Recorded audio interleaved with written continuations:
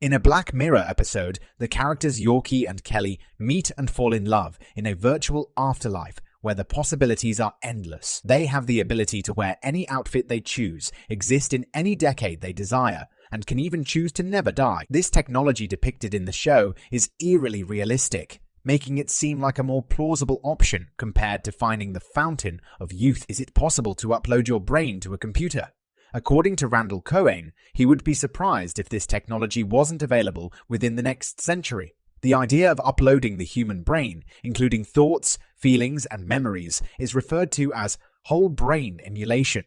There are three key areas of technology that must progress for this to become a reality: scanning, processing power, and memory storage, and creating an appropriate environment. The first challenge in the journey of uploading a human brain to a computer is scanning. The central aim for researchers is to create a map of the brain known as the connectome. A human brain is incredibly complex, containing 86 billion neurons and tens of thousands of connections between them. Currently, scanning technologies aren't sophisticated enough to capture this level of detail. One potential solution is the use of electrodes with thousands of recording sites, although this method is invasive and requires significant surgery. These electrodes have the potential to provide a clearer picture of the brain by recording the activity of thousands of neurons at once. However, the technology must be able to handle the massive amount of data that will be generated, potentially in the zettabytes, and we still need to discover many of the neurotransmitters that are crucial for creating a complete connectome. Randall Cohen compares the connectome to a story written in a book that can only be understood when it is read. In this case, the connectome is the story, and the challenge is to be able to read and understand all the information contained within it. Currently, each neuron that is scanned needs to be interpreted by human beings in real time, with vast amounts of information sorted through laboriously by hand.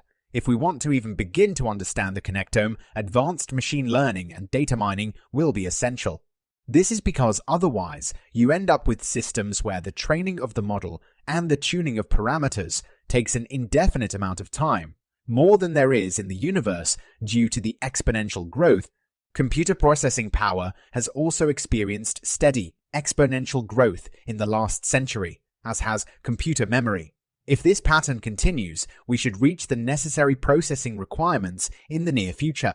However, some experts express concerns about reaching the limits of Moore's law. Moore's law once predicted that computer power doubles every 18 months, but in recent years, these advancements have slowed. If they come to a complete stop, our computers may never be fast enough to sort through all the data. Once we overcome that, we may finally be able to run an emulated brain.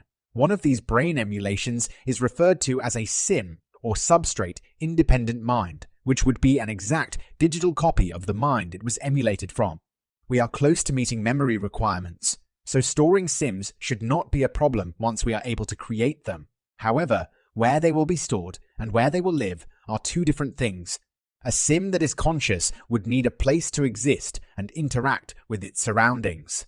In the show Black Mirror, characters spend eternity in a luxurious beach town. Imagine a world where you can experience life in a completely different way. A world where you can be anyone, do anything, and go anywhere.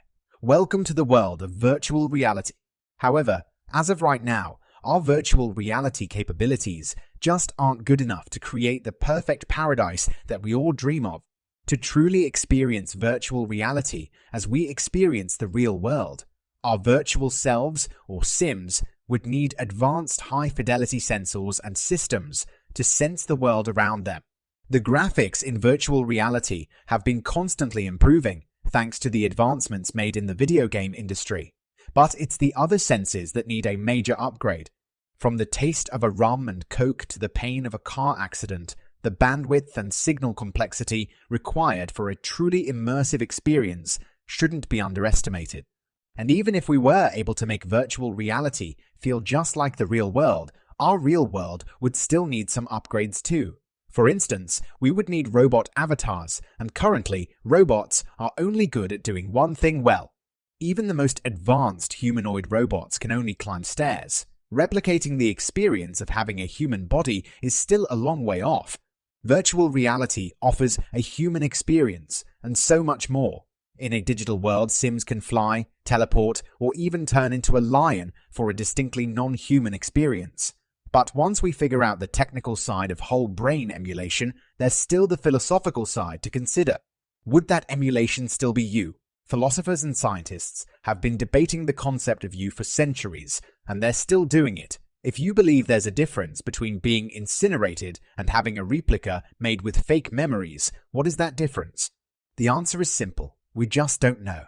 But what we do know is that a sim is conscious, which adds a whole new layer of ethics to the equation. In an Amazon Prime show called Upload, Sims can be owned by human beings, giving them the right to delete their Sims on a whim. Is this murder? In the Upload universe, it's not, but it's a question we'll have to answer in our own world. Tell us which part of this video you find most impressive, and we'll let you know if we agree. Also, please give this video a thumbs up, and if you haven't already, subscribe to our channel to stay up to date about everything regarding AI.